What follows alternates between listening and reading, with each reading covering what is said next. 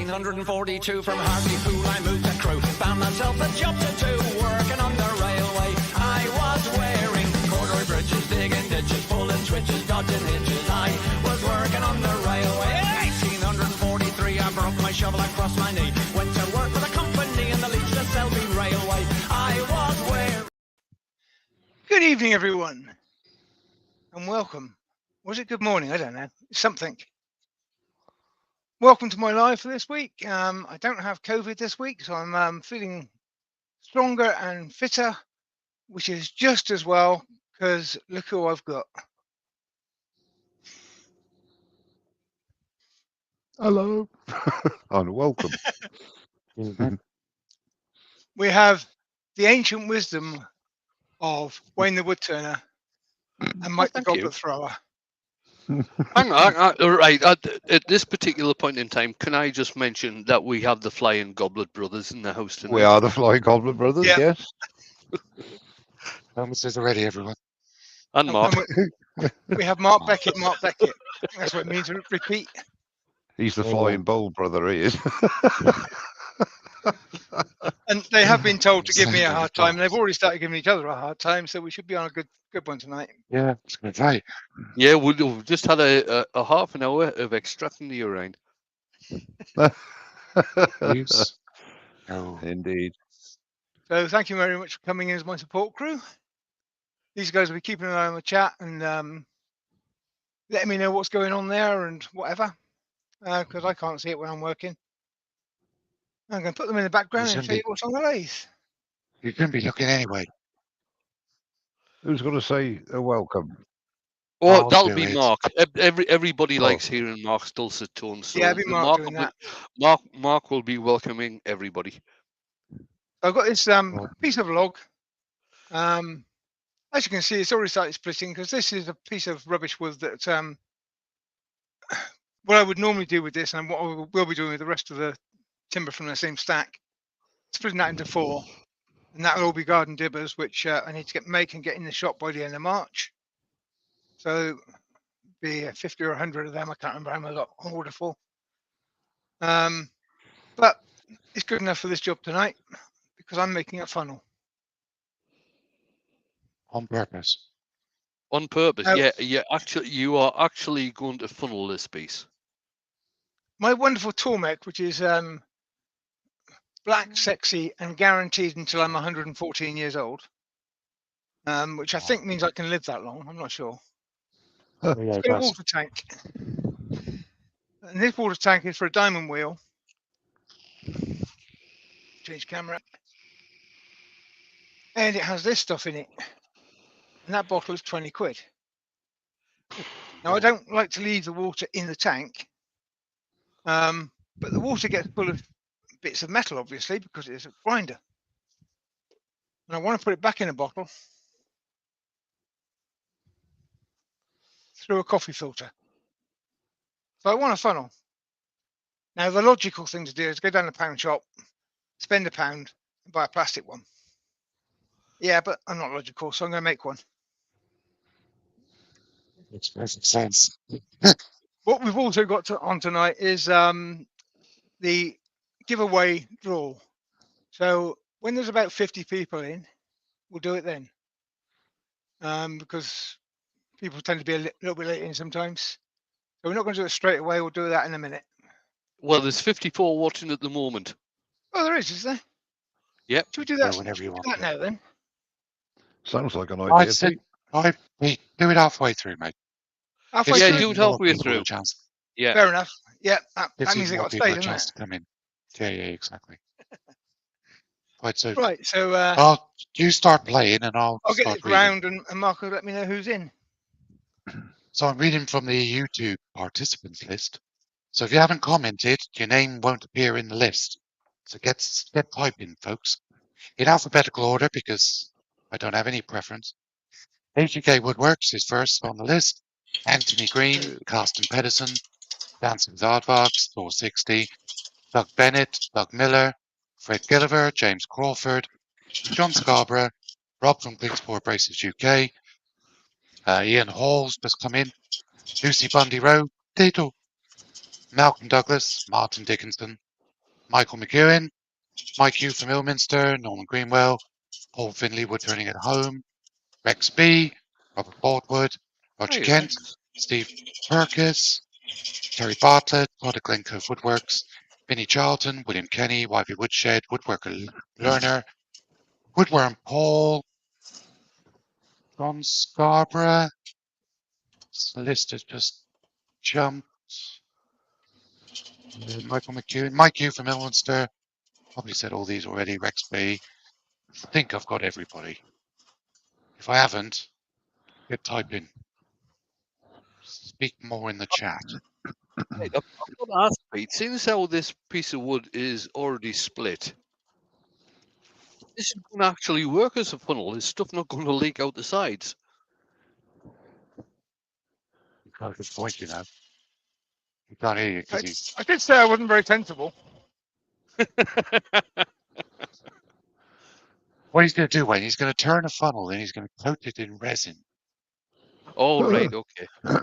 Yeah, right. This funnel will cost him 380 quid in resin just to make. Yeah. Yeah, but to go to the pound shop, I've got to go outside, haven't I? Got COVID last time I did that. Now, Rex Good B barrels has in. just put a question in. Rex B is asking, what is your suggested advice on someone wanting to do a platter? 16-inch diameter, 2-inch deep. Haven't done one in years. This is for all the earworms too. And we'll start off with Mark. My advice is watch a very good wood turner called Glenn Lucas. He's got a very good video on how to turn a platter. Because that's how I do it. Second that.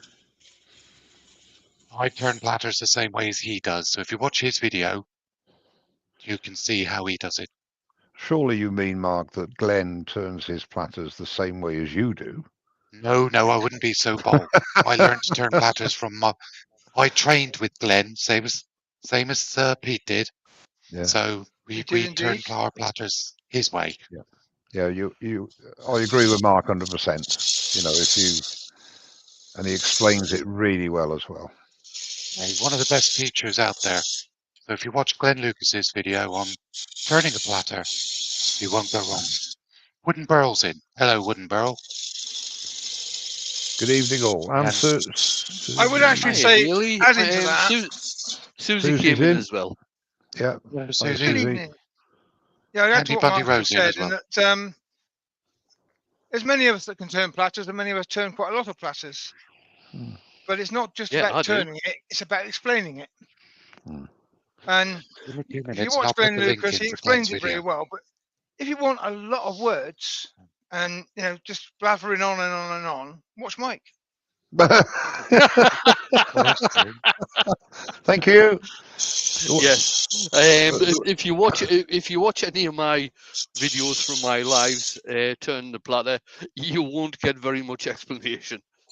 I think one of the biggest things, and I will bow to the experience of my other 3 earworms, that I find we're doing platters, especially like a 2-inch platter, it's going to be fairly thin walled.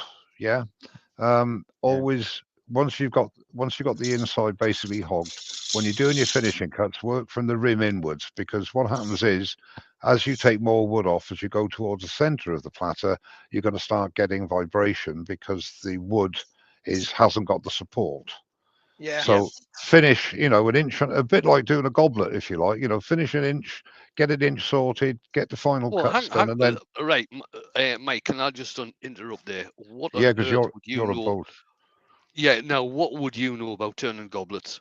Well, nothing actually. Well, I know a lot. No, hang on. I know a lot about turning goblets. I just can't turn them. I know the And theory, Glenn's in. Wayne. Hello, Good Glenn. evening. Glenn? Were your ears burning? Rex, there's the link for the Glenn Lucas video. So click on that. This is one of them pieces of wood that's on the lathe Yeah, that I could turn this down to a thin stem stick and it still have a crack in it. and enjoy it. Oh, it's still going to have a crack in it because the crack goes all the way through, but I don't care about Yeah. No, that. this is the sort of wood I like turning, as you say. It's just Just enjoyable to cut. It is. What is it again, Pete? What is it? Piece of ash. Cedar.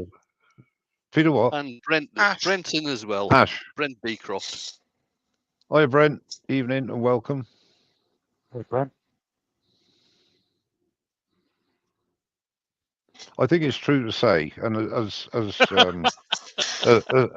Pete says, hang on, if you turn a goblet with a broken stem, it avoids all the disasters. That's a very Dances with Aardvarks has made a very valid point there.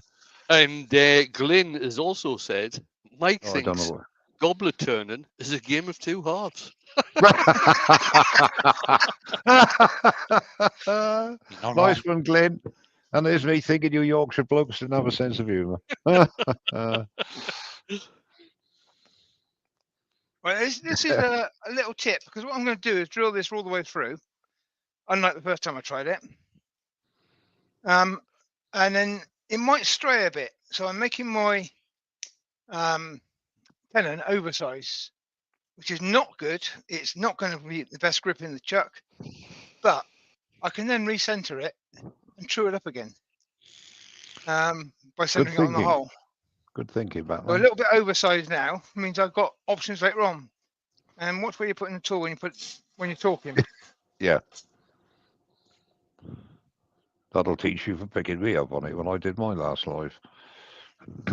When God was a lad. You do lies, Mike.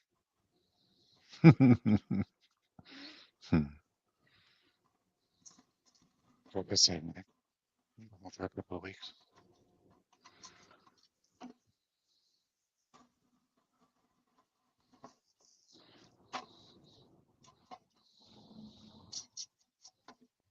Which round skew is that, Pete? Is that one of Les Thorne's or Ashley No, this is Isles? Ashley Isles.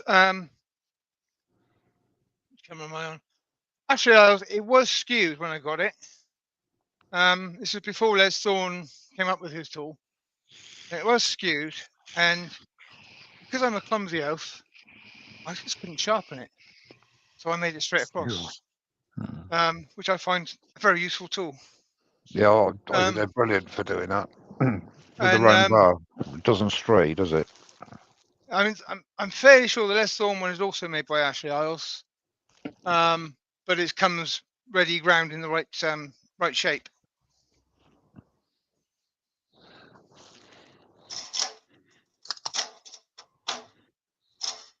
That's that crack hitting it, isn't it? Yeah, and I'm also a long way off the tool rester, Yeah. but that's good enough. The other little tip from this, you all know this anyway, I don't know why I'm saying it, but this is the cracked end. There's a bit and it's going to go in the chuck to hold it together and stop it hit me in the face, which is a good thing. That's a good plan. It is a good thing. Well, not everybody agree with that, Pete. Maybe a smack in the face might improve matters a Might bit. You improve never me know. quite a bit. Do you know what? He does have a face for radio. I know it. Yeah. If Pete's got a face for the radio, I've got a face for the written word. Just in case anyone was wondering, they're probably not, but Mike You're and right. I got the name the Flying Goblet Brothers from Maker Central a few years ago when we were both on Glenn's stand on the Yorkshire Both on- Grid stand. Both on cannabis. And I was turning the goblet, and Mike said, "No, Wayne, try doing it like this." So he came in with a skew chisel and tried to shave it down, and it jumped out of the lathe and nearly hit Joe on the head. It did. Joe was not best pleased. Mind you, I will say to everybody listening, if there is anybody listening to this rubbish that Wayne is spouting, is that it wasn't really. He didn't have he didn't have it correctly put in the chuck. That was the problem. What I'm hearing here is that Wayne was successfully turning a goblet until Mike came and helped. No, he was Well, just roughing down sabotage. at this stage. He was roughing down. He was roughing down. I was roughing down, and Mike said, "No, use the skew chisel and just plane it off." So he did. And I got a catch.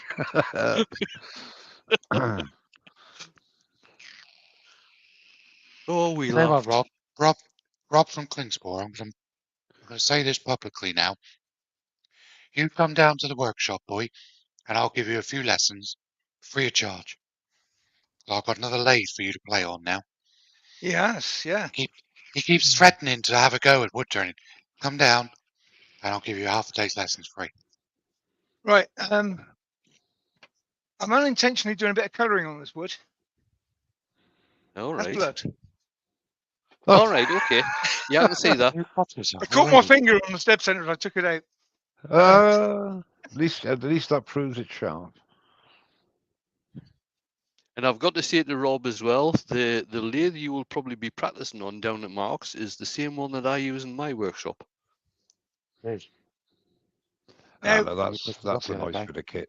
I make occasional lamps. I don't make enough lamps to go and spend 150 million pounds that it costs to buy the proper drills for drilling central. So I use an auger bit. I put a handle on. Like I was saying the other week, that handle was the right size for my hand. So I've got a good grip on it. And it goes mostly straight. I've got to Straight ask, Pete, I've got to ask on this, has that still got the screw on the end of it? It does. And that is, I experimented with this. If I wasn't as strong as I am, then I would agree with all the advice that says take that screw off. No, I was only the reason I asked is that with having the screw on the end, does that not draw the bit into the wood? Yes, it does. Right. Okay. So I need to That's hold it quite firmly, and I force that screw back out of the wood as I need to. That means that I have put this in with epoxy because I'm pulling on this handle. I'm not just holding it. So this is epoxied into place.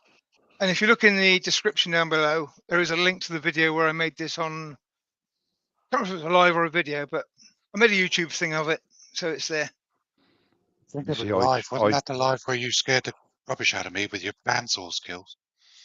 I do that deliberately, Mark. Even if I've got no reason to go Oh. anywhere near a bandsaw, if you're watching, I just enjoy your fear. Okay. I have Change to be cameras. fair. When I use my auger bit, I cheat. I put it in a Jacobs chuck normally. Yeah, but with a long one like this, that can be a problem. Now, if I was doing this as a lamp As and the I was actor doing it said to the properly, bishop. I would put a standard 8mm drill bit into a Jacobs chuck and get 1.5 inches of hole before I start. Oh So yeah, I've yeah, got a good starting point. Because But, this has got a wobble. But they're very efficient cutting tools. They are.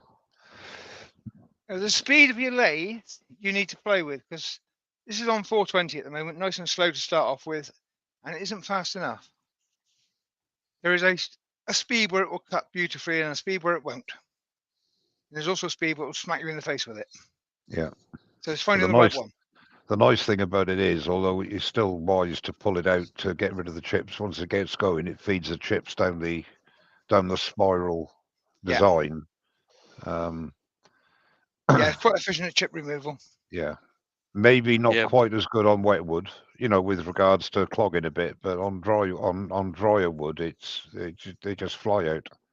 Yeah, but as Peter's doing there, he's only going in a short distance and then bringing it out and cleaning out all the. What will happen if nearly you said- don't pull it out is that the chips, they get warm, they expand, and then Get nothing stuck. moves, nothing cuts, and it just jams up the hole. I'm always And amazed quite when, often it will when you're also drilling. push the drill offline.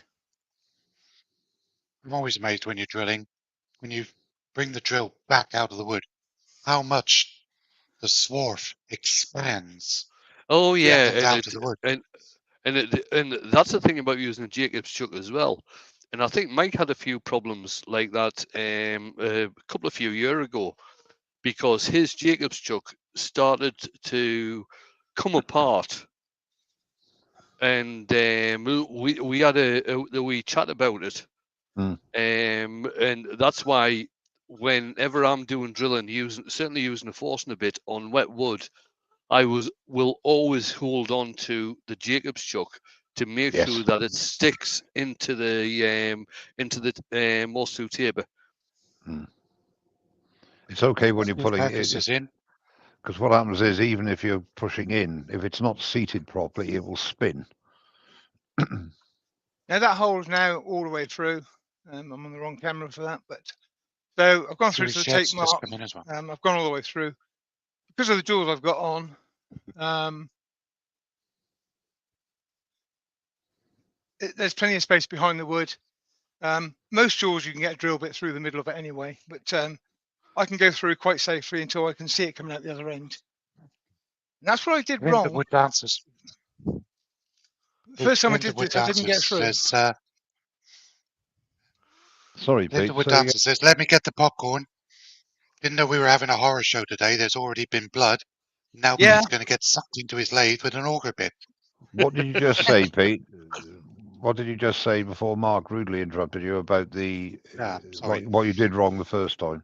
First time I did it, I didn't get through, so I made a funnel that wasn't Right. a funnel, So it was more like a bottle. and I parted it off before I realised that I hadn't gone through yet. So it was a complete disaster. Oh, shame you didn't save And that for Dale's tonight, just come really. in.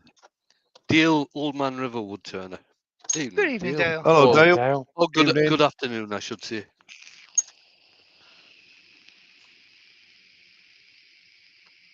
So this is probably unnecessary because I can actually see that it's gone through pretty much on centre.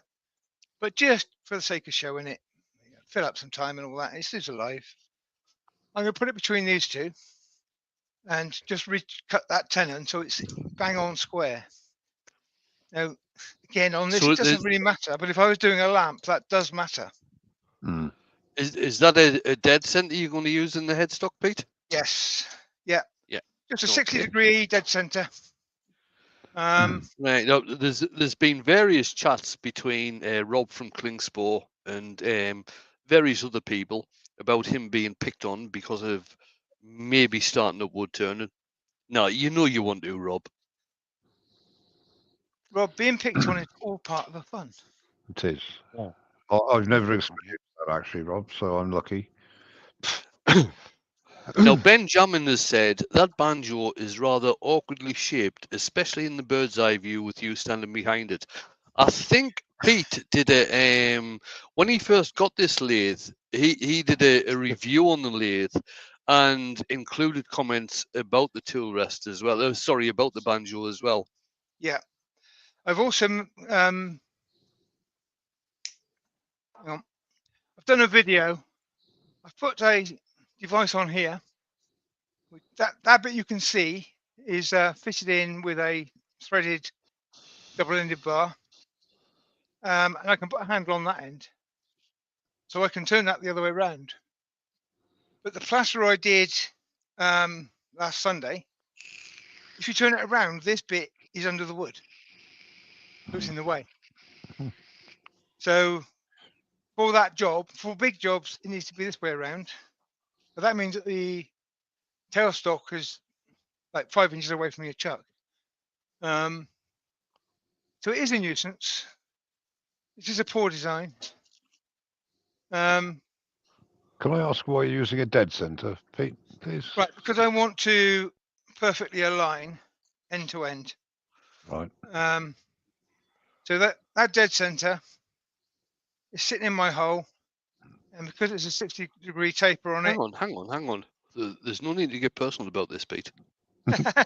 This is a family show, you know. It is a family show, isn't it? Benjamin's in. Yeah. Oh, it's not a Yeah, family show so, now. Ben's in.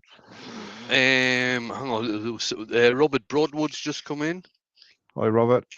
Welcome.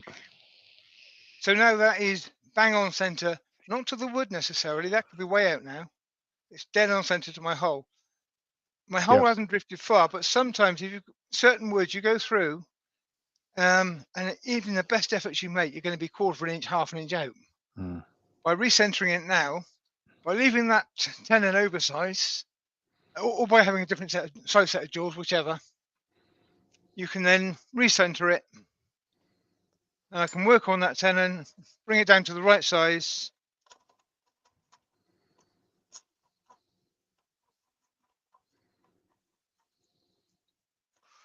When are you demonstrating at Yandles, Mark? Oh, I just typed it in. It's What date? 26th, I think it is. All right, I'll probably be back home by then. It's been gone by then.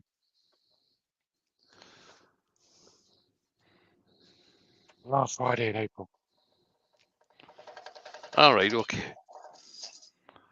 I'd also like to use this opportunity, if I may, Pete, just to mention that if anybody's going to Newark, please come along to Simon Hope stand, where I'll be demonstrating on the Friday and Saturday, all day, on each day. So if you want to see a flying goblet... And I'll be sat 10 feet away in a deck chair with a bag of popcorn, which I'm throwing at Mike. Right, to tell you the truth, if you're going to watch Mike at Newark, he will not be demonstrating wood turning. He'll be too busy chatting to everybody who comes up to the stand. Remains to be seen. Okay, so that's I said you all know what to do with these things, and I'm not showing you anything new. It's just my way of recentering. If I was doing a lamp, it's important that it does line up exactly to the center.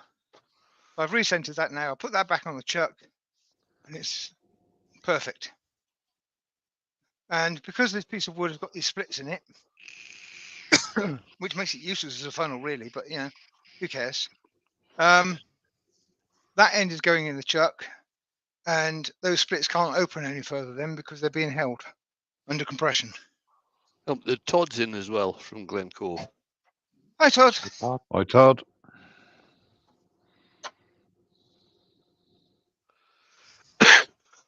And Robert is asking Paul if he is on tomorrow lunchtime doing a live.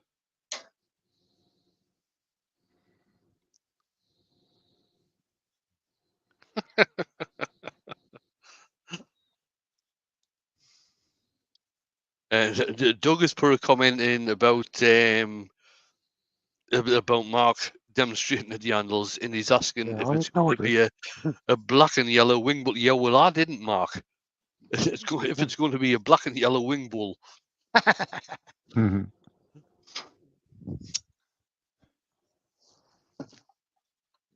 I can't use this for long, but I'm just going to put the live center back in just for a moment. Because why not?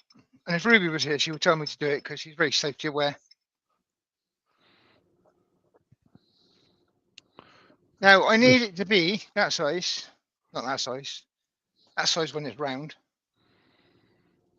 which is not far off. So there's my size gauge, measuring done. I need to read through that now, just in case it did move off center. And again, if I was doing a lamp, this would be an important step of the process. The fuses in, everyone. Yeah. Hang The on, abrasive thief is in. Yeah. Now, Hey, Steve Purgus hey. is asking, and I'm not You're sure doing which comment this relates to, but Steve Purgus asked, what happens when you take the lump out of the chuck? I'm not very sure if he's talking about it being slightly off center or what, to tell you the truth.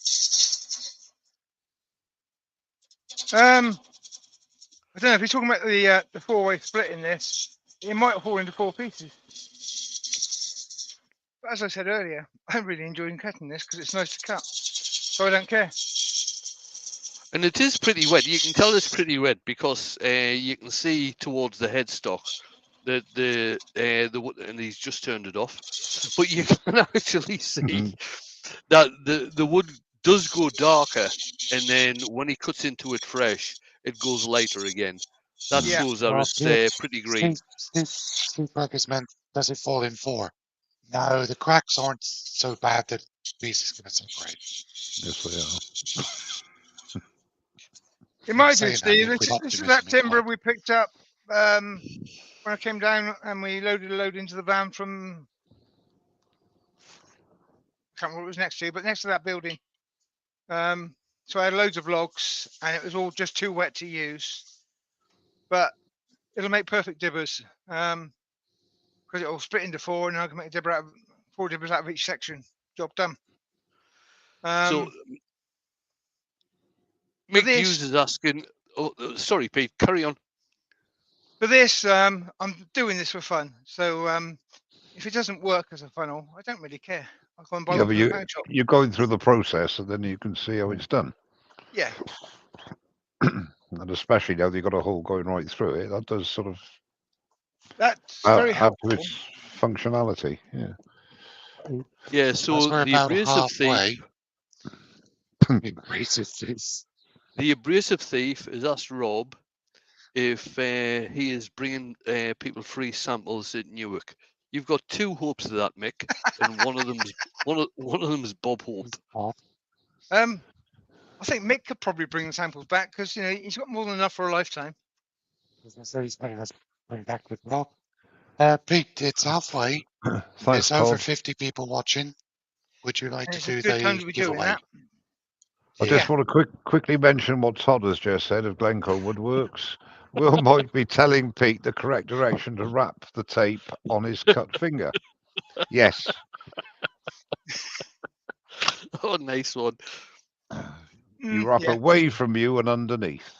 Under the chuck and away. I've been known to Not use many masking people tape know. to deal with small cuts in the past. It Rick was works. actually sent on public relations courses by sellotape, duct tape, Yeah, masking tape, gorilla everybody. tape. Yeah, They couldn't put up with it anymore. everybody wants a piece of my knowledge. Yeah, he nearly Bring got a everybody in when contract we with. do the He nearly intro got a contract with 3M. Yeah, nearly. Right now, 2 weeks ago, I did a live, and it's a giveaway. And if I find them, there they are. Buried under the shavings. It's giving away these Ashwood components. We still haven't got a proper name for it. Round bar tool connector to handle thingy gizmo. Rick James That's a gouge catchy. ferrules. That's a catchy It's name. actually that, its actual name is wood turning chisel adapter. If you watched it,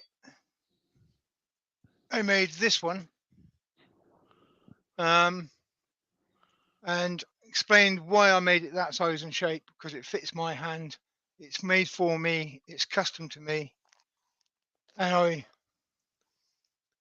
laser engraved it as well because I can.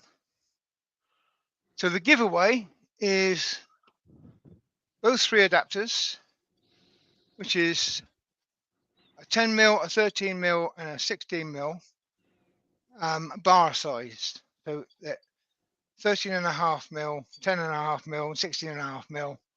Because Alex, who makes these, is an engineer, and I'm not. But they're the bar size of those three tools. Now, this 3 is not, eighths, half an inch, and 5 eighths. yeah, 3/8, half inch, 5/8. This is not going to do with the English or American do you measure across the flute or anything else, because it's the other end. It's the bar end that we're putting into the handle. So, Yes, now I just say they're small, medium, and large. yes, small, medium, and large. And then if you really want to, you can have extra small and silly big. Here's a silly big one. There's the link for everybody that doesn't win one. There's the link you can go and buy one. Yeah, they are available from Mark in his shop. They might possibly be at Newark. It depends on where the process happens in time, but we'll see. But yeah, the lucky winner will get all three. And I will make a handle to your hand measurement. We'll talk about that when we find out who the winner is. And because that is then going to be quite a weighty package, I will post that anywhere in the UK. If you're outside the UK, I'm afraid you're going to have to cover postage yourself. But anyway, that's the giveaway. £25 each. Yeah. So the gift, the giveaway thing is priceless because it's my handiwork as well as the 75 quid worth of gizmos. You can't put a price on that, Pete, as you say. Yeah. Well, priceless. No. We'll worthless, make a same handle thing, for innit? each one, Pete. And make a handle for each one. So you're getting 3 handles, 3 ferrules. Yep. That's Personalised over with £100 worth of stuff. personalize your way, and custom made to your hand size, and custom length as well, because I can make them any length. They can be either pear, which is what I've made that one of, or they could be beech. And when I say they can be any length, I really mean they can be any length. Oh, hollowing branch then. Right.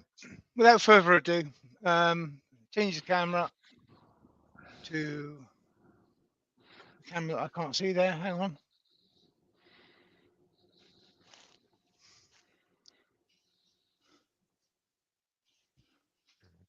Now I've got this Make yourself already big set screen, up, Pete. and this is going to pick up a random comment from all the comments. We've then got to look to see if Ashwood appears in that comment, because some people have commented that didn't want to be in the giveaway. So good luck, everybody. Here we go. Indeed. If I click the one that's on the thing as opposed to the one that's on that picture, it'll work better.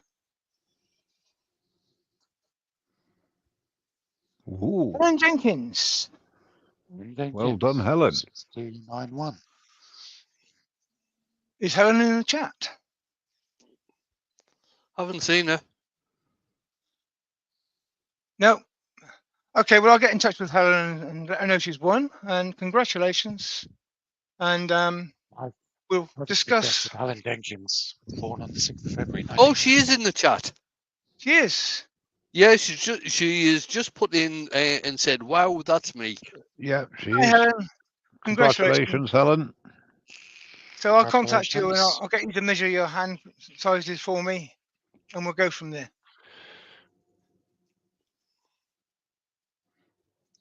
There's the prize. There So- we go. That's my giveaway done. Well Let's done, get back Pete. to this thingy. Actually, want to be on Again, for those that didn't end win, view. there's the link. That's a lovely bit of ash, I'm going to use another play tool as well.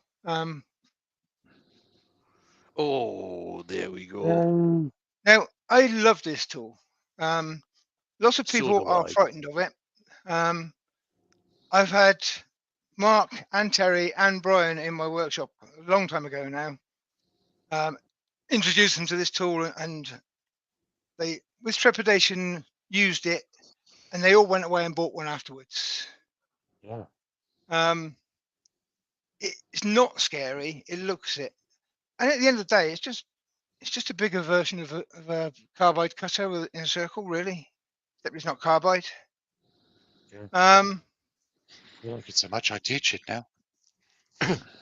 You've got to be a little bit careful when you set up the tool rest, because I don't know if I can get a great angle for this, but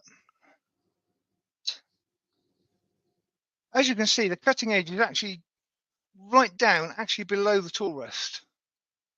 It's not a great angle, but so whereas I was using the upward facing 45-degree low handle before to get on center, now I have to be very careful of where my tool rest is. It needs to be higher.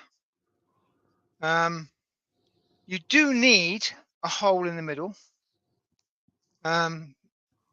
which you can do either with a spindle gouge or with a drill bit, whatever. Just get it started.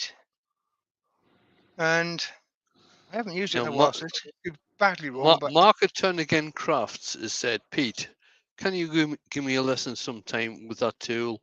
He has one, but never used it." certainly, Mark, no problem at all on that. Now it is for end grain hollowing only. I do have this one, and I also have the inch diameter one. Inch diameter one, it gets used even less because that's only for end grain 8 to 10 inches ish. This one I can do goblets with. It doesn't have to be big at all. In fact, playing around earlier just to see if it was sharp and stuff, I did that piece. You just sharpen it by holding it, Pete. I was going to come on to that because that's another Oh. question that gets asked a lot. I'll shut up then. And valid question, Mark, Mike, Fred, Sid, Fred, George, whoever you are. Arthur. I've got to say that Friday and Saturday Arthur night again, here, I had a large group of my motorcycle friends drinking an awful lot of beer. My neighbour's bin is also full of recycling, as well as mine. Eating some good food and planning our summer rides. So I am slightly hungover, but it was worth it. Okay, so you can get, I believe One Way make a honing stone, which will go in there and sharpen it from the inside. And you put it on a drum or something like that and sharpen the inside. Yeah, that's what I use. And it's a very, very good way of sharpening it. But this tool is actually quite quickly disposable, in as much as you've only got that much tool steel. Sorry, overhead zoom. Right, you've only got that much tool steel working for you. It's not like a gouge where you're working your way back down the entire flute. But it lasts a long time. And you don't use it that often, so it does last a very long time. And all I do is I'll take my 600 grit diamond card and I sharpen it from the outside. You've got a flat bevel here, so just work your way around. You've got an angle bevel here, so just angle it to the bevel. Mark explains this very well when he does skews. You basically just rock it until it's stable, and then I do little circles. That's the way I've I always actually done it. find, I actually find And- sharpening the bloody thing is harder than using it. Yeah, Yeah. I mean, as Wayne said, the One Way tool is very efficient. No, It it's, does it's not the things- one with. I've got to say, it's not the one way tool that I use. I just use a different just type of fairly fine coned sharpener. Yeah, but yeah, I mean, they're easy to sharpen, and they don't need sharpening that much. You are cutting end grain with this, which isn't quite as abrasive on the tool as side grain. And there's only so many jobs that this tool is perfect for, so you're not sharpening that often. So spending a little bit extra time doesn't really hurt. To be fair, there's And really they only are. one job that I've got to say they are very similar to use. The same as the hook tools. Yeah, The, yeah, they are effectively a closed hook tool. Yeah, and hook tools can be used. I think the way Pete's going to show how this is used, they can also be used as the ring tool can on the other side of the wood, still turning in the same direction. Yeah, Right. I'm not going to do that tonight. I don't think. We'll see. No, it needs a bit of practice, Pete. Yeah, it needs a bit of practice, and I haven't practiced for a while. So, get your cutting part of the circle on center, and then just pull it out.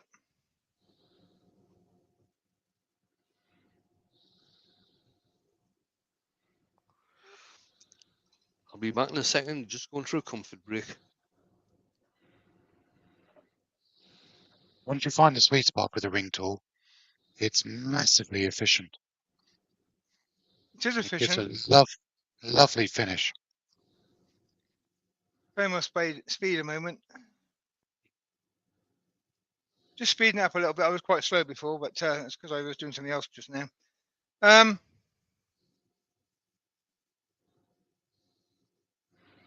And it works as well on less wet wood. Excuse me. It really is an end grain specialist tool. No, what I'm saying is, does the wood have to be wet, or is it just as efficient No. on dry wood? No, yeah, end on grain, drier. any end Yeah. grain.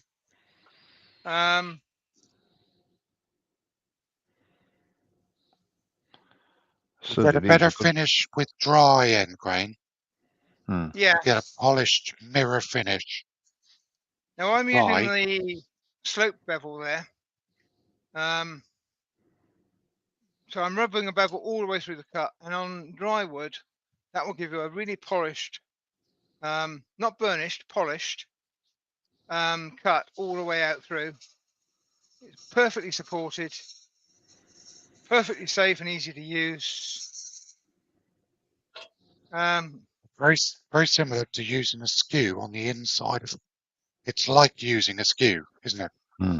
Because you're getting a bevel supported, Yeah. grain supported, back cut. It's just a lovely tool to use. I'm not going to be able to show you, I don't think. Not really. That is, The only caveat we should say, Pete, that we really should say to people is, if you do get it wrong, you'll know about it very quickly. no, I wouldn't say that. I would say that if you get it wrong, I'm going to have to try and do that now, aren't I? Well done. If you get it wrong, then it does bang around a bit, but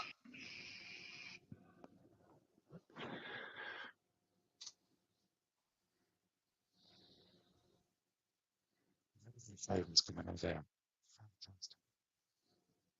My lips just going down, Alan. just try.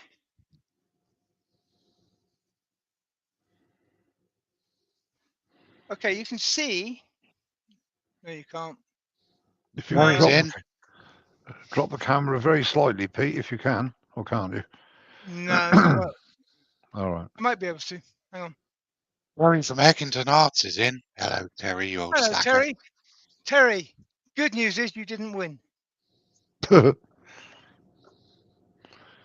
Terry, Mr. Bray. He We'll says do it he's just there. back from the beach. We don't care. Raining here. So you Been can raining see here for there 15 that the days. bottom edges, or just off the bottom edge, is engaged. And as I bring it round, I keep it at the same angle. Now I'm not going to do this because I've already cut my finger. No, there's no, If you no go, point. if you twist it too far and you engage that top edge, then it's the same as if you get a catch on a spindle gouge or a bowl gouge with the wrong edge making contact. So it's quite dramatic. And if you open it up too much as well. Yeah, that's it the other might one. Is affect if us a bit. you open it up and fall off the bevel, which is much easier to do that way around, which is actually for cutting that direction. Like a hook tool, you basically you can cut backwards. Is that the right word for it? Upside down. Yeah. Upside down and backwards. Yeah. But then you're cutting with it over here. So you're cutting on the very end of it effectively. And it can go wrong just as quick that way. But it's not dangerous, it's just scary. It makes a bang, it jumps about inside the wood. But that could be said for any tool, Pete. same for any tool, yeah. Yeah, it can. Yeah. I think You're the absolutely ring right, Mike. tools, are not a standard tool, and people are looking at them and thinking, that's a bit weird. And that's where the fear comes from. Yeah.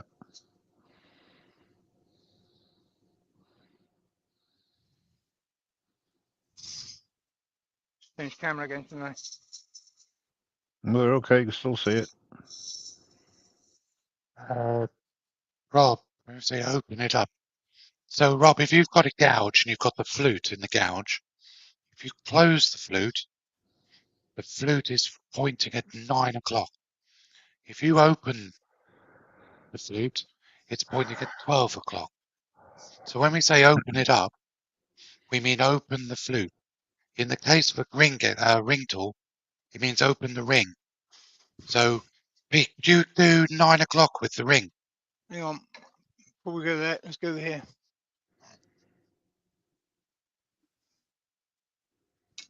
That's open.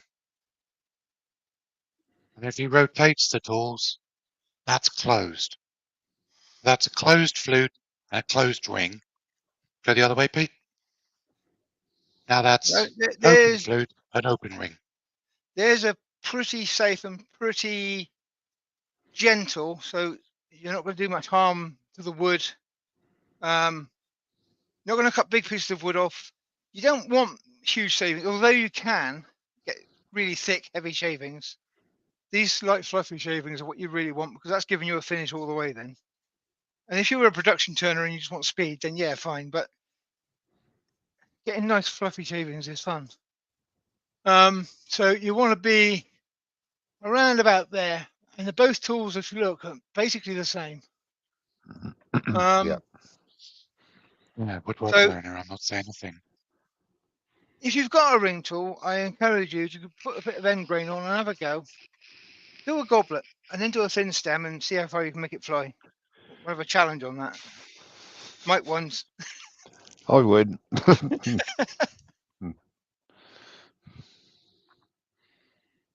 A ring tool to turn an hand grain bowl just gives so much pleasure.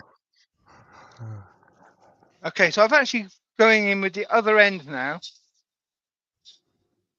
Now, Rob, only end grain. They're not for side grain. Why are you No. going in the other end, Pete? I'm trying to get it to go wrong.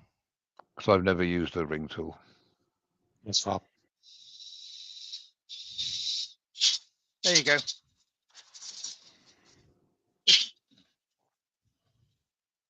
Catchy. It Ratty. chucks out a lot of wood. Throws it off. Then it throws off the chuck. Throws it off the chuck. I was going to say that's going to happen any second now. Yeah. So That's never happened to me in at least a week. yeah, well, that was kind of staged. Mm. Rob, it's a piece of ash. Wet ash. So it was dramatic, as we said. But it was perfectly Corporal safe. wood turning. Corporal wood turning's just letting us all know he's okay. Good. So I'm good. okay.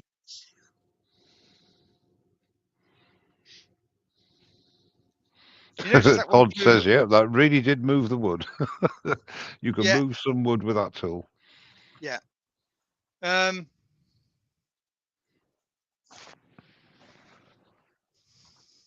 Mind you, it's the same thing if you're back hollowing with a gouge, because when you're back hollowing with a gouge, you're basically using the left wing as the bevel. Yeah. And swinging it round, and the same thing happens there. If you open it too much, you get a catch, and the same Yeah. thing with this tool. It's the learning curve on every tool, isn't it? Now, as I said, I was Don't using take that the as a- wrong side to attempt to get it to catch. But even before the catch, does it show? That cut is abysmal. Yeah. Whereas I was getting a silky smooth cut before, that cut is bad. So Hey, that's way off center, mate. Do you want to bring the tailstock up and just center it in the chuck before you start turning it? yeah, 'Cause that probably. center's way off. Yeah.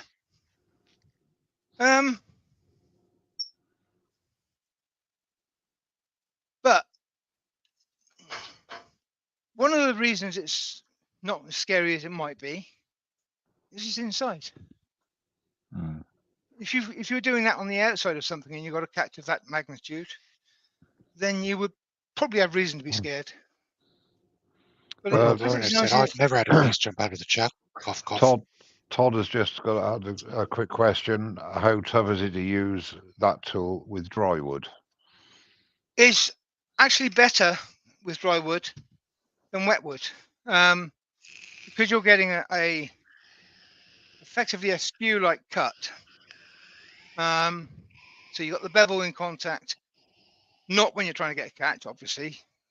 Same with anything you're trying to get a catch, then you're deliberately coming off the bevel to make it happen. But when you're doing a proper cut, those fine shavings I showed just now, you should get that times 10 on dry wood. It is very good. Pete, Wayne's audio is not working. So Wayne, if you can hear us, go out and come back in. I was just going to say, thank the Lord. So he's not muted. That's very nice and true now, Pete. Yeah, that's fine.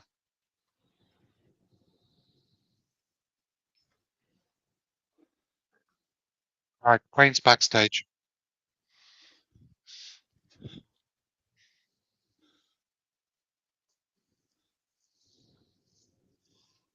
Hi, I'm Wayne. back.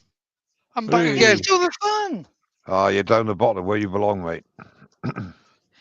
I've been commenting on loads and loads and loads of stuff, and nobody's been answering. That's because no one's interested in what you've got to say, Wayne. Let's be honest about it. That's exactly what I thought, Mike. Yeah, we all pretend that it was the fact that you couldn't be heard. You could be, but everybody just ignored you. Your Yeah, microphone as wasn't the, showing muted, I've- so I've got to I don't say, know it, what's going on there. as I usually am. Right, see you the can put piece me back in leaves the background now, Pete. Okay. Were you here when the piece left the room? Oh yes, I was there when the piece left the room. Yeah. What I was going to say about the ring tool and the hook tools, because there was a lot of comments coming in about, is it only end grain or can you use it on side grain? It can be used on side grain. I've seen quite a few videos where people have used, especially the hook tool, on side grain. I think Yeah. Big on Instagram does that quite a lot, and there's a few other people do it as well. And to be honest, they are quite similar to Terrier's blaze knife, the hook tool used on side grain. As much as you have very little bevel, you have a fine edge doing the cutting. No. But I would say the ring tool, I would never use it on side grain personally, because there are better tools for doing the job. Oh, Not that we definitely, can't do it, definitely. but it's not the best tool. Now, But it's very Andy good Wood. at this job. Oh, yeah, I totally agree And I'm there, back Pete. on the correct end of the tool now, correct side of the tool rather. So Andy Woodwork learner has said, "Lol, Wayne. I just thought you were taking a long time. Now you're middle-aged and on your comfort break. Middle-aged, I can live with that, Andy. Thank you very much." Be fair, Andy. I just thought you'd gone for a poo. I don't know if the audio is going to come through. Because my Everyone else was thinking it. Everyone else was thinking it. It's fine. Now, if you can hear Alan the Gibb. audio of this cut, Yeah, come on. that's the bit that I didn't mess about with.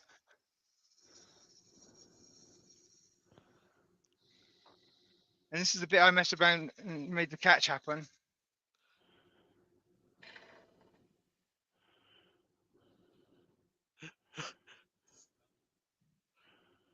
Alan Gibb Can you has hear asked a question, and I'm sorry, Alan, but Pete went through this earlier in the video. Can I suggest you go back and start watching again, because Alan has asked, how do you sharpen these things? About Yeah, we 20 did cover minutes. that.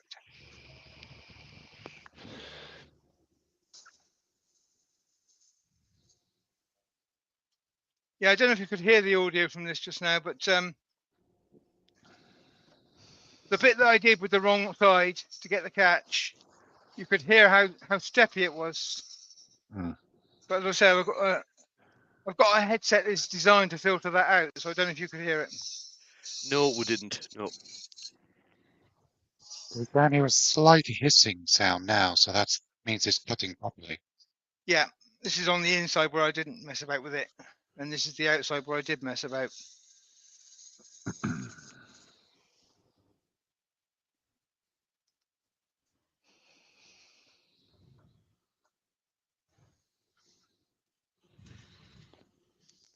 No, I've got rid of the ridges now, so you can't hear anything. No, again, for somebody that's never used the tool, it looks from here, you're keeping it on exactly the same plane all the way out from the middle. Yeah, you're keeping it on the same plane. Yeah. Yeah, same plane. Once you find the sweet You- spot, stay there. Right. If you were doing a more square, don't forget I'm doing a funnel which is going to be that shape. Where's Mm. my camera? Going to be that shape. Yeah. If I was doing a more square hole, then I would change the plane, just like you do with a bowl gouge in reverse. Right. Okay. You know, I would start on center and then come up and then back down again. Right. Okay. That will give me a squarer cut. Hmm. But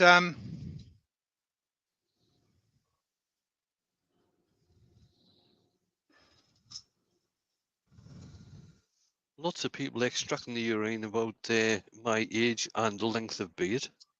Cheers, guys. As they always do. As Heath, they is that the always do, 1 inch yeah. one or is that a 1/2 inch one?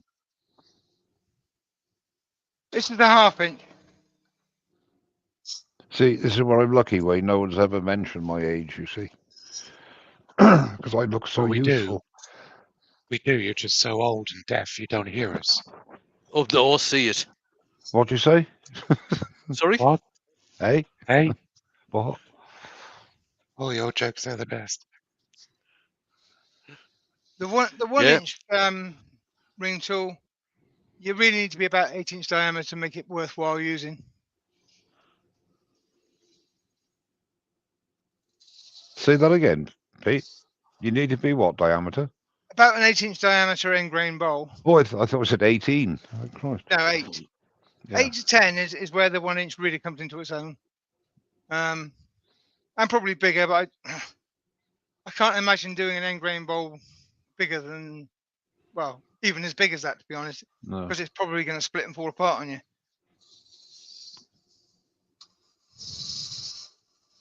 Right, Mike. Most of the regulars who watch my lives, I know you don't. They'll know why I mentioned the 1 inch ring tool because Pete lent me one and I broke it. Yes. Threw it at the floor. He didn't throw it to the floor. He hit me on the head, then fell on the floor. I had to Nothing go of through a substance in massive here. saga. It didn't. Then I had to go through a massive saga of trying to find a replacement because they don't make them anymore. Todd just said that he says, Mike, the beard has been carbon dated back a few centuries. I would like to say that those that watch regularly will understand the friendship that Mark and I have, and you will understand that I was reluctant to do the catch, but Mark encouraged me, as always. You're very easily led, Pete, aren't you? Christine and Michael have just come in. Good evening. Most of the trouble Hey. I get into and everything is Mark's fault. Yeah, you've been involved, Doombar. Andy, Woodwork Center. I did see the question earlier. I was waiting for an opportune moment Hello, to introduce Christine it or into the Michael. conversation.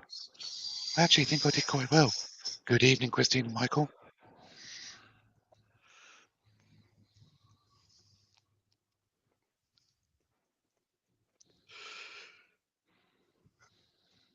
And because I'm going in further, I'm just raising my tool rest slightly there because I'm losing the center line. I'm just coming up so that my tool is still pretty much parallel and still on the center line, even though I'm further in.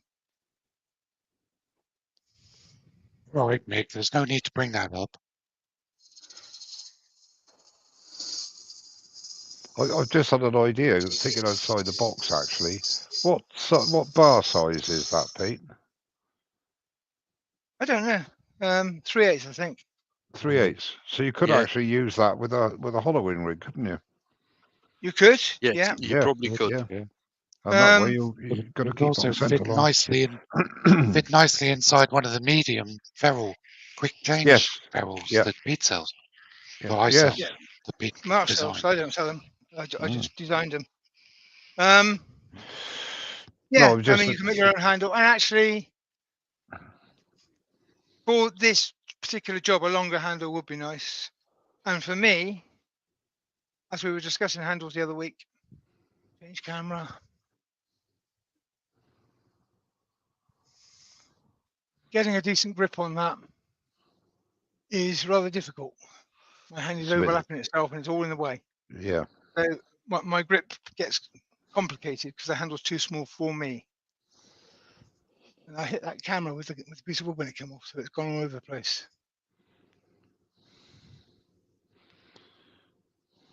That's it. There we That'll go. be- Give it a go, you'll be fine. Mate. I've caught loads of students. I haven't killed anybody yet. No, it's- And he says only bar-sized Pete's bothered about it is the one he can get served quickly. That's true. That's the only part of Newark I'm dreading, actually. yeah, if you're coming to Newark and you want to see Mike on form, come Friday. Yeah, So I I shan't fully be intend getting, to break him before Saturday. I shan't be getting drunk, that's for sure. Yes, I remember a few nights at Coventry with you, Kiss. Oh God, And Mike? the first one, God, I was absolutely mullered. Mike, You weren't too, knowing I'll what tell you the sign- truth, you weren't too good at the second one either. No, the third. I'll be honest with you.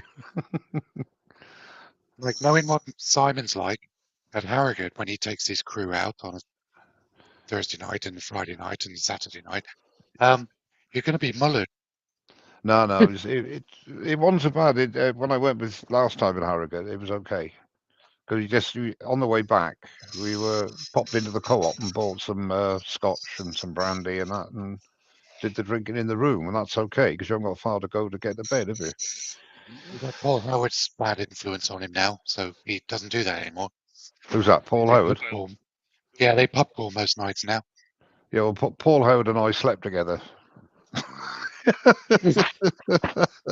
Well, Yeah, I'll leave it there. I'm not going to say another yeah, word. I would. He's a respectable man. Don't tarnish his reputation.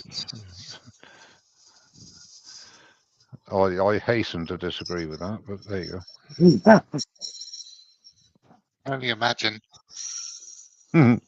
Alan the Woodpecker's in. Hello, Alan. Hiya, Alan. I am kind of You say- reaching the limits of this bar size of overhang, so Hmm. I'm going to change tool.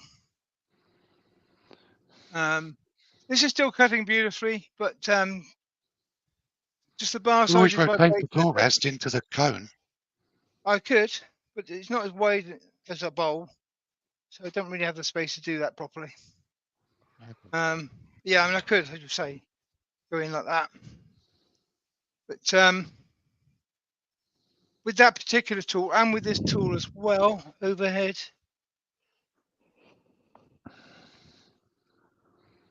the tool rest has got to be that far out because I've got the taper, then the cutter. The ring tool has got to be further out because you've got the ring. So putting it there means that when I come out to the edge here, I've got a problem. So I need to be back that little bit so that the round bar is still on the tool rest. Fred Gilliver's just come in. That is actually possibly my favourite hollowing tool you've got in your hands now. Yeah, Instantly. and all right, it's a ring tool. It is, Okay. yeah. It's But got a it's screw in a the solid. It's a solid ring tool. Got a screw in the middle so the shavings don't go through the ring, but it is a ring tool. It's Mm. smaller, and out of focus. Mm. Oh no, it's my glasses. But it does take some stuff, doesn't it? It does hog the wood out. Yeah, and I think we've got a decent view on this camera. It'll show it work. Mike, have you ever used the Pro Holler in the Simon Hope rig, Yeah, oh yeah, active rig? yeah. That's a combination. Yeah. Isn't it I tell you. just? It's fabulous. And if you get the inserts, you can basically use any of the hollowing tools in that rig. Yeah. And yeah, it's a cracking bit of kit that, and that's nice freehand. That's But one as of I my say, favorite. the One of problem my I favorite have, combinations. Then I do like freehand hollowing, but I have to turn the headstock around because my back, you see. That's why I favour the easy arm jig because it's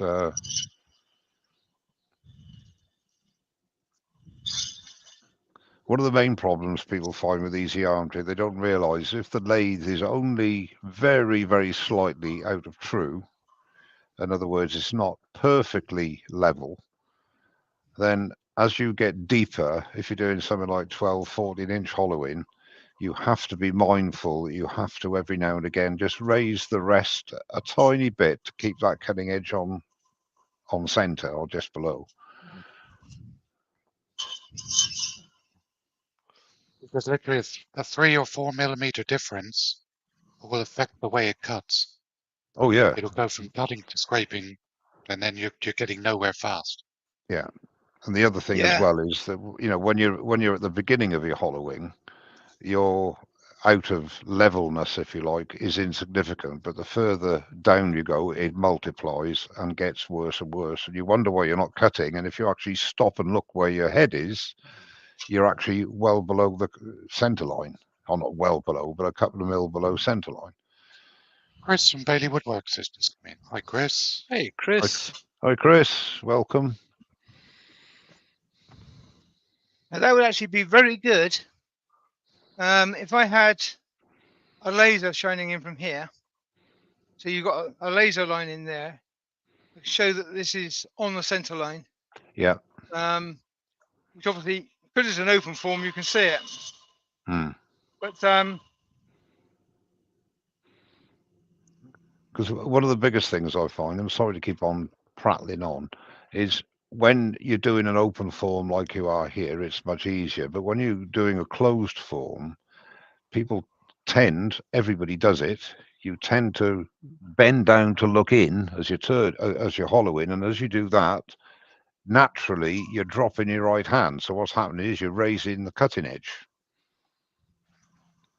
and that is the practice is needed to keep it on that level or keep it on the same plane all the way through the cut. yeah, that also happens when you sort of lift your head to hear the speaker better. Yes.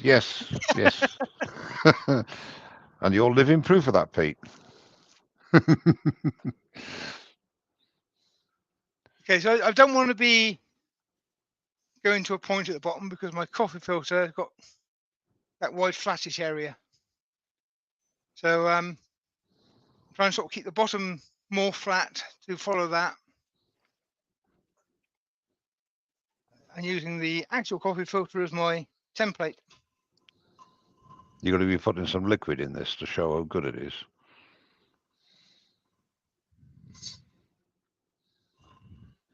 Well, no, because it'll all fall out the side, you know it will. Hmm. That's the You center got point. to follow the profile on the outside. I don't know. We'll figure that out in a bit. Okay.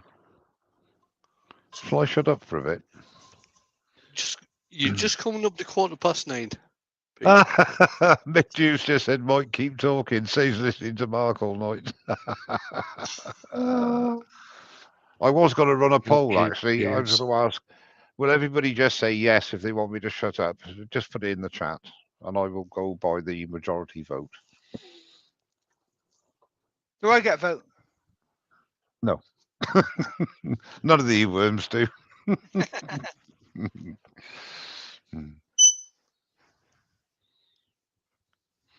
So Klingspor Abrasives has said, so if I got this right, when going deep, keep your ring at center height, and if you bend over, your ring height is going to go up. Yeah. That's very true. Yeah. So there's my filter in place. The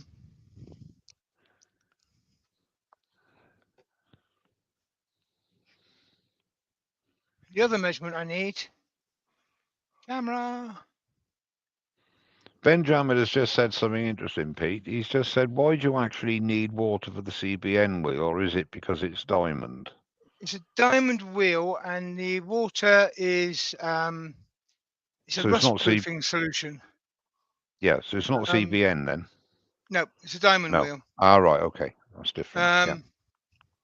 And it's got a rust-proofing solution which keeps your wheel nice, and it's guaranteed till I'm 114. So you know, I'm gonna live till I'm 114. I might even get as old as Terry. You got another 5 years to go then. Yeah. So the other dimension I need to do, I can measure from here. So it needs to go in there. Now I could use a depth gauge here, which I hadn't thought about till now, but we were talking about these earlier and having a laugh. So I'm going to.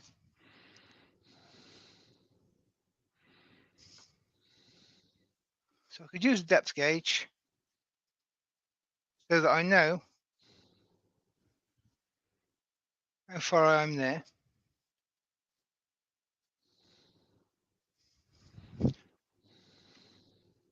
That is completely pointless. You could just do that with a finger or a pencil or whatever. But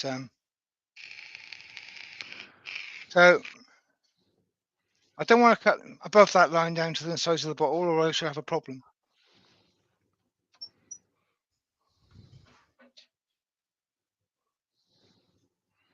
Now, which tool shall I use for this? Bottle gouge. Use a bottle gouge. I'm not going to. Hmm. My latest toy, my Continental spindle gouge. I got one of them. Have you? Although, yeah, years ago. Brilliant for doing coves and stuff. Really good. I've had one of these years ago, and I've thrown them all away, or I've sold them, or got rid of them. And I've just rediscovered that they exist. I've only got the one I I've bought. started playing with it again. They're nice tools to use. So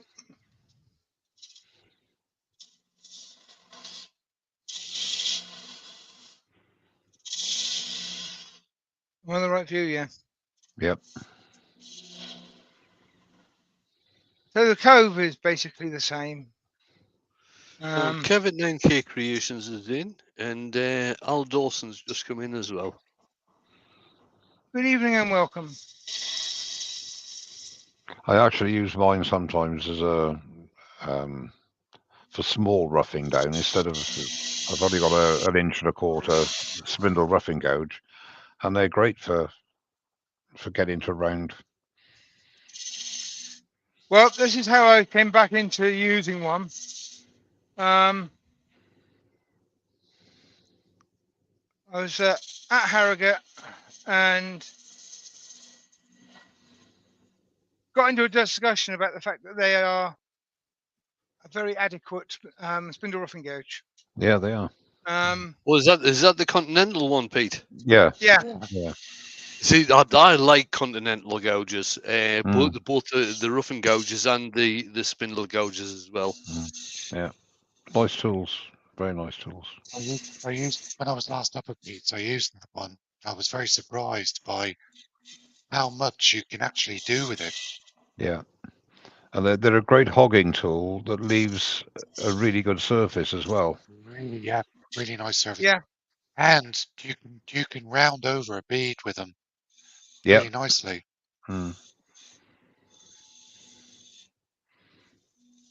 It just takes a little bit more thought what you're doing with the bevel.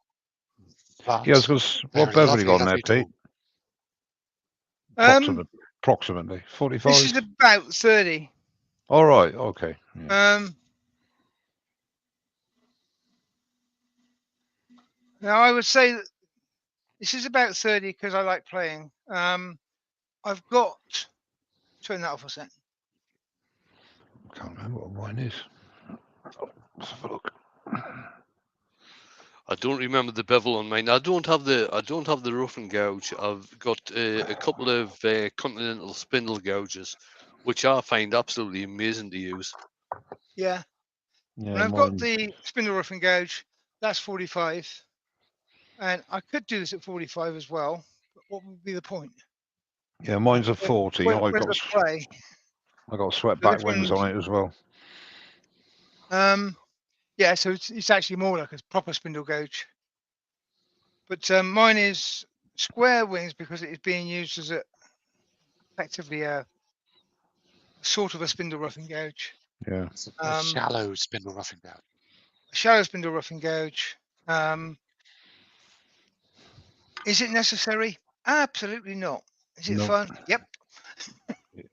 And that's what it's all about. It is all about having fun. Yep. In fact, as we've stopped the lathe, let's change tool. Okay, so Seem rude not to. same job.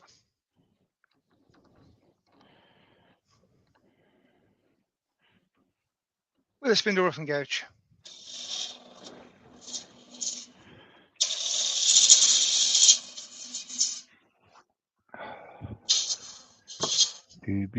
Brother Khan is probably one of the best users of the spindle rough and gouge when it comes to not only roughing material away, doing very fine and intricate work with one.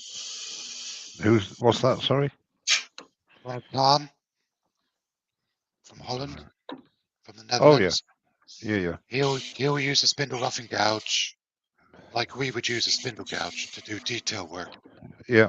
because he rubs the bevel so well, and he can do fine detail cuts with an SRG. Yeah. Just stunning work. I'll tell you another person who used to use it, Alan Batty. Bertie, yeah. You get right into corners you wouldn't think possible, but that's all down to the sharpening. Then you've got to have the wing really, really spot on.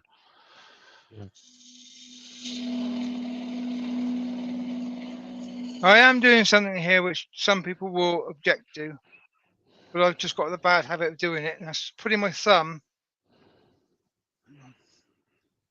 Being safety conscious, I'm turning the lathe up before I come over the top. Put my thumb here. Well, what's wrong with that? Well, some people say, oh, if you get a catch, it's going to hurt your thumb. Oh, well. I don't really care. That's I've never You had do it it. happen. And I've hurt myself in many ways. If I hurt my thumb a bit, so what? But it's never happened to me yet. When I'm cutting, sometimes I put my hand over the top. All this left-handed is a weight. It's not doing anything apart from being a weight. I'll tell what If I I found was late. Sorry, go on. If I was Shut up, using Paul. other tools, I might be steering a little bit with my left, but on this particular tool, it's just holding it in place. But also, when I'm cutting that way, it stops those shavings going into my face. So I open my palm up and I just rest the back of my hand there. Lewis, Klondike Crossman's in. Hello, Lewis. Hi, Lewis. Hey, Lewis. I'll Wayne, tell are you you what still there? I'm not even going to answer you. No, I don't think he's there. I think No Wayne's problem, disappeared Wayne. again, mate. Oh, Wayne's No, gone no, again. no, Is he? I'm not. Oh no, No, I'm still here. I'm still here. Sorry, Okay. just had to go and do something with Jane. no. I was going to say because my hands are giving me so much jip at the moment. I've had to not learn, but I have to get more comfortable with overhand because when I'm spindle turning, I always like to have my hand underneath Right. because it gives me more control. But I get problems with my hands locking up, so I've overhand.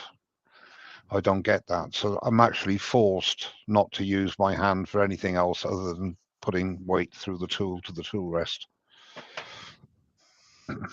Now this job is actually turning out really well for me because I'm going I to mean use another tool now. that does work.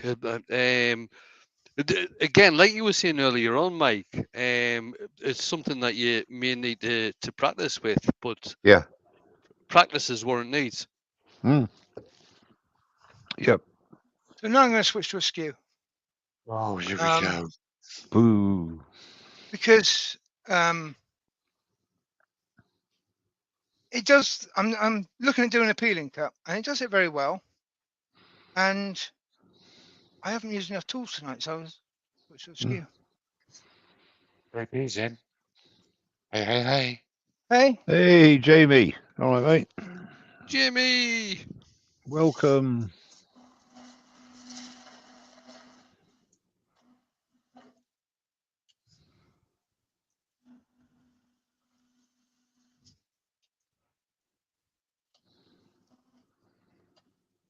so this is my 1-inch skew.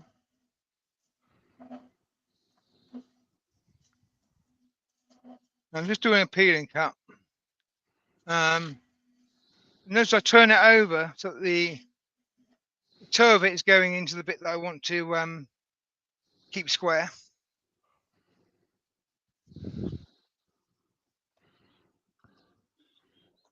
This is my Let's newest not- skew.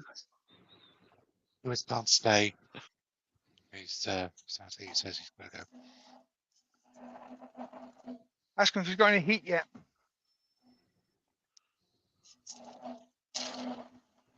Oh, I'll tell you what, Let's go with Pete, we might get a visit from on Saturday Who's at that? Newark. Steve Jones. Oh, cool. Oh, Oh yeah, I nice. saw that. Saw Yeah. that on Facebook. Yeah. Next tool, guys. What am I going to use?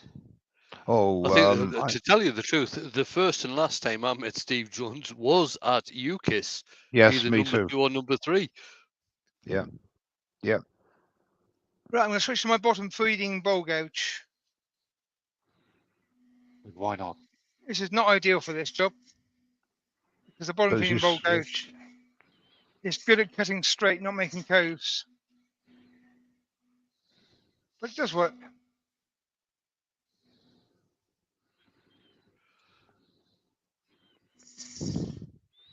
I'm a great believer in, especially when you're not production turning like the majority of us don't, and you're doing things for pleasure, to use as many tools as you can on a project, Yeah, why not? you know. It's fun. Now, Yeah, you mentioned Steve Jones there and production turning. No, Hmm. there's a guy that does production turning as well as doing it, obviously, as a job. He also does it for pleasure as well. Oh yeah, he's absolutely passionate about it. 44 years he's been doing it. And, it's like everything else when people say, oh, I'll never get as good as Steve. Well, no, you won't until you've had 40 plus years, and I think everybody will say Yes, in this, and not just 40 plus years as a hobby turner. That is 40 plus no. years, Yeah, 5 days a week, 8 hours a day. exactly. And he loves it. He loves it. yeah, 40 years of perfect practice. As Brian says, Brian Newsby, you can practice something every day, but if you practice it wrong, it's not good. Exactly. Yeah, Somebody, it's very true. Hey, somebody made whilst the you were mistake nattering of- away there, I'll change tool again. Yeah. I'm now I using a believe winged.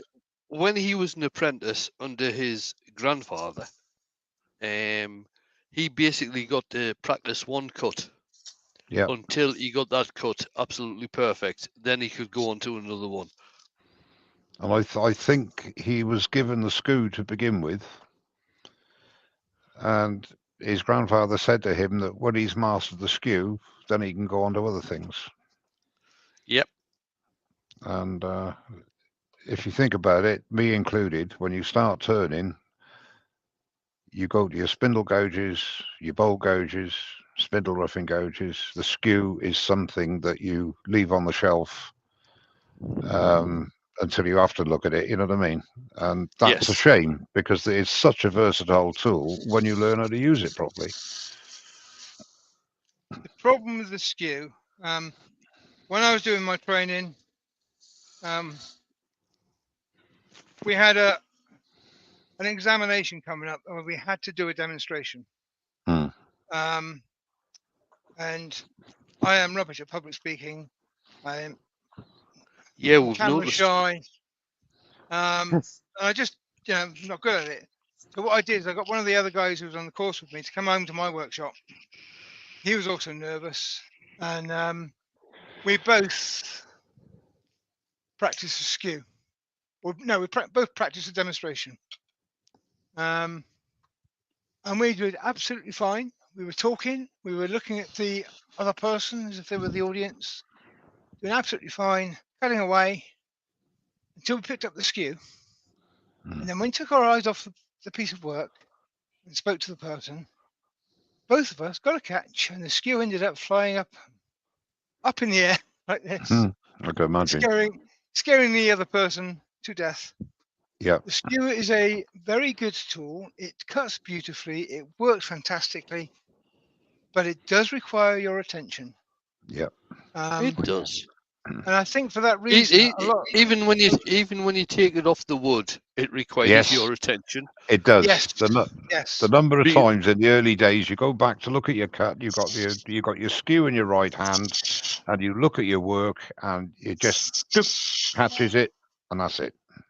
Yeah. So easy. I've had at least one cut doing a live on my left hand Mm, when Yes. the skew wasn't actually cutting.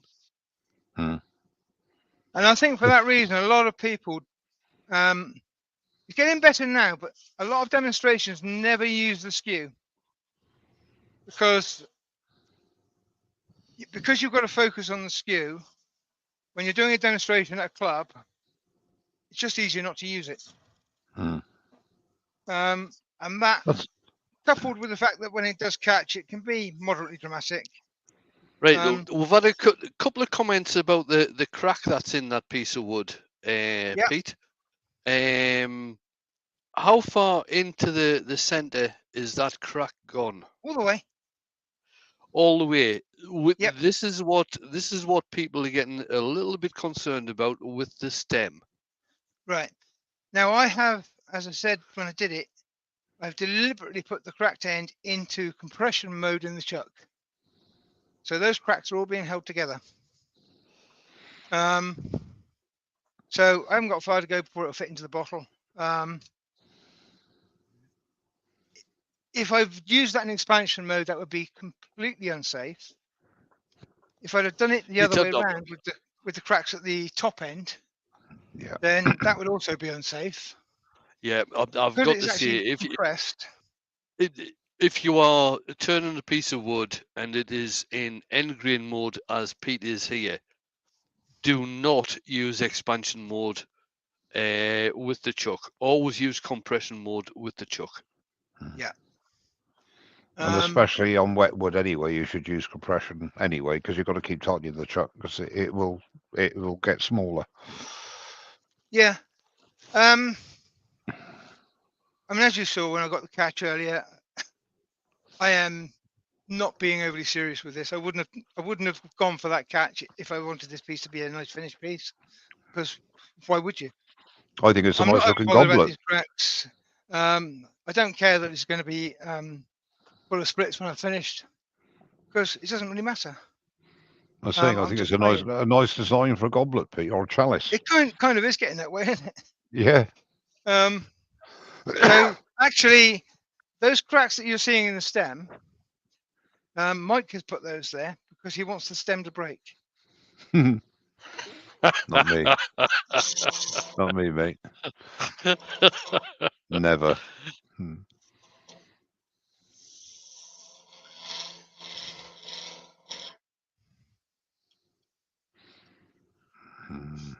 Now I'm actually having difficulty with being too far off the tool rest there, because obviously I've gone from wide to narrow. Let's try and bring the tool rest in this way a bit. I've got another tool rest that I could use that will fit. Let's use that. Wow. It's another tool, guys. Another tool I'm going to use. If I can find it. There it is. Well, Brian made this one up for me. Those that have watched me a few times will know that sometimes I do really, really small stuff. Brian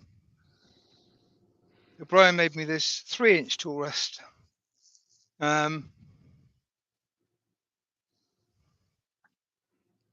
Which comes in handy for some things. I'm going to go back to my round bar skew.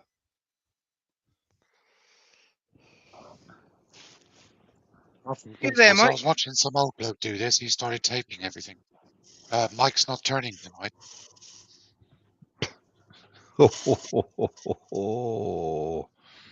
And he was taping it wrong anyway. It's bent off the reel. I could get upset by this, you know. You could, but you probably I won't. would. Yeah, exactly. Yeah, I was going to say I could, but I probably won't.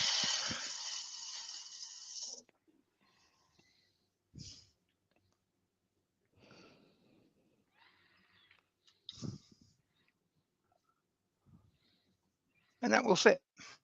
I like the texturing as well. Yeah, Yeah, that's I pretty can- cool, isn't it? Yeah. I can Yeah. tidy that up a bit if I come in that way. He's going to get rid Nah. of that now. I know, he's going to ruin it. Yeah, that's where I was so far off the tool rest, it started to vibrate. But this tiny little tool rest is actually, it looks silly, but it's actually useful for quite a few things. I've Yeah. also got, Now that one I think is about 4-inch, 3-inch, that one. 3-inch. Yeah, the shortest one that I've got is 6-inch, as the actress said of the bishop. This was one that Brian had, one of the curved ones, and he didn't like it. So I said, well, just cut the middle bit out for me and send me the 3-inch one. But I've Yeah, also got well- this one, which is for inside of boxes. I like Actually, them. it's quite, it's good at what it does, but it's quite difficult to use if you try to do anything other than what it's designed for. Yeah, well, that's what it's designed for, though. Doing the Yeah. inside of boxes. It is a very specialized piece of kit. Mike Sem makes the Witches Dances with Aardvarks. He makes a very good box scraper that you can actually fit the tool post in different areas. All right. So I've got a little 3-inch one that I made a few years ago out of a Sorby round bar, and I cut it to 3 inches so that Yeah. it only hangs off one side, and I use that for finials quite often. Yeah. So it's just, just to one side of the tool post. You haven't got So anything on the you've other basically side. got an L-shaped bracket, effectively. Exactly, yeah, and it's really handy for certain jobs, as you say. For certain jobs, yeah. For the job It's that you not want much. to do, It's not much good for roughing down a 3-foot log of wood, but Right. Not unless you want to take some time. exactly, yeah.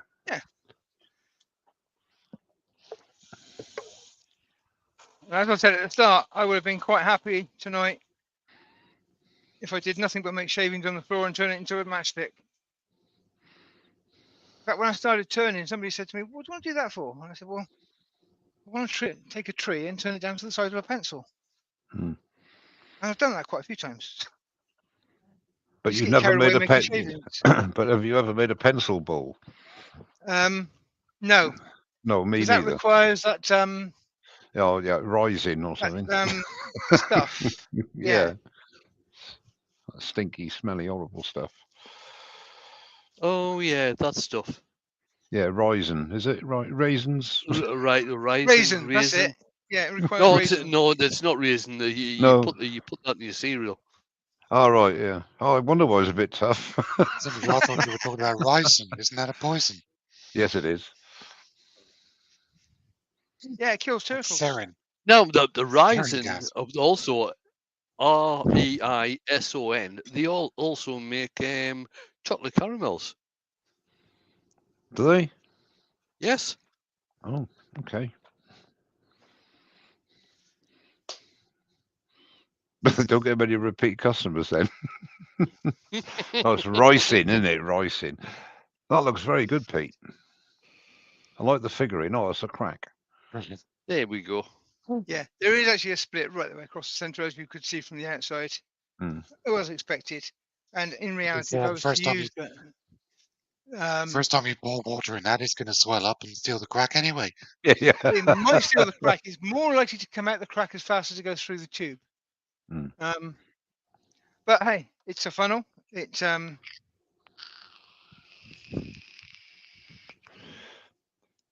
Well, what you could do, Pete, is actually But, line it with a To tell you line it with the a plastic truth, funnel. Pete, this took you a hell of a lot longer to make a proper funnel than what it did on your first live trying to do a funnel and it didn't work. true. But I was actually I was misdirected by that Mr. Beckett into getting a catch, wasn't I? Led astray Yeah. once again. Yeah, Once we'll again, believe. led astray by the Mr. Beckett. Right, so the water has gone into the bottle and not out the side. Well, it's come outside a bit. So yeah, it's a funnel, and it does work. There Yes. you go. Magic stuff. Brilliant. It hasn't come out the sides. Only slightly. No, it hasn't. Not at all. It's absolutely Oh, perfect. So Yeah. Rob is actually asking, so are you doing this to save water? No, Well, sort I of. am He's doing it to save doing very it. expensive water. I'm doing it to save this stuff. That bottle, it makes up about 6 litres of rust-proof fluid, but it costs 20 quid. And if I can filter it through the coffee filter, get rid of the metal shavings out of it, and any sawdust and shavings that, yeah, it's kind of full now, which happens quite regularly, and put it back in the bottle and reuse it, then it won't cost me as many 20 quids, will it? Anyway, it was mostly for fun. Like I said, the sensible thing is good for a pound shop, spend a pound and buy a plastic funnel. But it was a fun project to cut. And Very enjoyable. And Rob has said you do realise there are a lot cheaper ways of doing this. Yeah, but what's the point in that, Rob? Yeah, it won't be as much fun. hang on, if I We should warn me when you bring us. And Andy has said, Pete, why don't you get rust inhibitor from a plumber? probably could. I've got my Tormec, and I've got a Tormec badge on this, you know. All right, there's Okay, no saints in my life. Yeah. Terry's going See to that have down a there? couple. That down there is where I did it. It's fun to make those. Yeah, it's the shavings that count. And Terry is just shooting off because Terry is very, very old. He's just shooting off to have a couple hours skip before dinner. Yeah, and it's Yeah. granddad. See you, Terry. Take care, mate. Bahamas last I saw, somewhere over that way. Ruth put Yeah, some pictures up the other Bahamas. day from the Bahamas. Yeah, who cares? He's still old. Have a good time, Terry. We're over by See you Mexico in now. a Somewhere. couple of weeks when you're back and doing your Sunday lives again. Oh, he's still got 3 weeks to go yet. Yes, he has. But only 3. Mexico. He's in Mexico today. He's in Mexico today. Mexico. Anyway, that was Leave mostly on fun delay. and playing with tools and all probably familiar to you all, except perhaps the ring tool. And the other bit that I was sort of trying to sort of sell tonight was when you drill your hole, if you haven't got the money to buy a proper lamp drill, you can get away with it, but you need to cheat a little bit. I'm realigning it with an oversized tenon, realign on the hole, cut the tenon to the right size, and then go from there. Is a very good way of doing it. If you're making 100 lamps, then you know there's quicker ways. This way works when you're making 1 lamp and it saves you money. Yeah. Anyway, There you I've go, just Mike. turned the laser off. Steve laser's off, Perkins clear has as asked, has Mike not got a better heater in that room? It looks chilly. It's very The chilly. heater that Mike has got makes a wee bit of noise, so that might have interfered with the audio. And he is It's a- true to being a proper earworm and didn't bother putting it on. Thank Yeah. you, Mike. So, That's my Okay. gonna pleasure. show The, Mike the the radiator. truth is, Yeah. Mike's got a very noisy heater. So we sent Mark around there earlier to nick the fuse out of it, so we couldn't turn it on. It's a bit like being in bed with an F-15 when it's taking off. Let's put it that way. Yeah. Thanks everyone for coming in. Great for Helen Jenkins. I will be in touch. Congratulations on winning. Yeah. Yeah, well done, congratulations Helen. Indeed. Well done, mate. Are you back on this week, Wayne? Yes, I have a giveaway on or the winner of the giveaway on Wednesday night, which is for the Dremel 8240, the Excellent. platinum edition with the aluminium case and everything. So that will be revealed on Wednesday evening on my live. Cool. Look forward to that. How about you, Mark? Are you on this week? May well be. Keep an eye out. I'll do a pop-up. Don't know Nice when one, yet. mate. Nice one. And Mike, I know you put a Teaching video out tomorrow and with your cherry box just Tuesday. the other day. So I expect you're not going to do another video for a couple of days, is it? Yet? nice box that was too. I should do the That was a video nice box, yeah. next week. That's very, Next very week. kind of Who'd you. you get to Thank you. turn it for you? Well, the guy next door, actually. It wasn't that funny, Wayne.